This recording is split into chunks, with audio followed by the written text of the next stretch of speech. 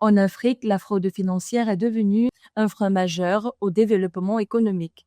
D'après le rapport Global Economic Crime and Fraud Survey de PwC, près de 40% des entreprises africaines ont subi des fraudes au cours des 24 derniers mois, avec des pertes estimées entre 2% et 5% du chiffre d'affaires, auxquelles s'ajoutent sanctions réglementaires et atteintes à la réputation.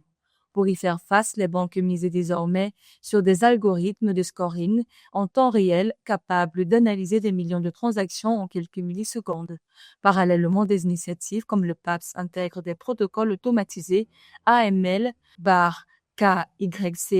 afin de sécuriser les paiements transfrontaliers et limiter les risques de blanchiment d'argent. Au niveau bancaire, oui, on a les schémas standards, parce que quand on parle de fraude, il y a la fraude interne et la fraude externe. Mais aussi, on fait des applications qui ne sont pas assez protégées, permettent à certains hackers d'entrer, de hacker l'application et de se saisir, soit de votre compte et autres. Mais et d'un autre côté aussi, on a la fraude basique en utilisant l'intelligence artificielle. L'objectif est de mieux détecter les opérations suspectes et de réduire les cyberattaques dont le coût dépasse désormais 3 milliards d'euros par an en Afrique. En 2023, le continent a enregistré la plus forte hausse mondiale de cyberattaques hebdomadaires par organisation avec plus de 23%.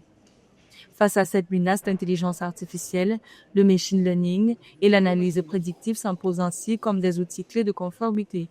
Plus performants que les systèmes classiques générant jusqu'à 95% des fausses alertes, les algorithmes d'IA atteignent désormais une efficacité de 42% à 92% dans la surveillance en temps réel. Véritablement, tous les schémas qu'on va retrouver en Occident commencent à être appliqués ou du moins adaptés en termes de fraude sur le continent et dans la sous-région.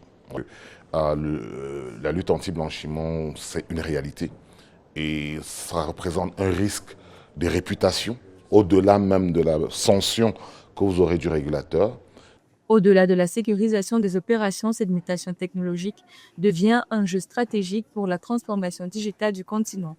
Les experts estiment que la maîtrise de la donnée constitue désormais un levier de compétitivité majeur. Selon le cabinet McKinsey, l'utilisation avancée de l'analyse de données pourrait générer une valeur annuelle de 40 à 100 milliards de dollars pour l'économie africaine d'ici fin 2026.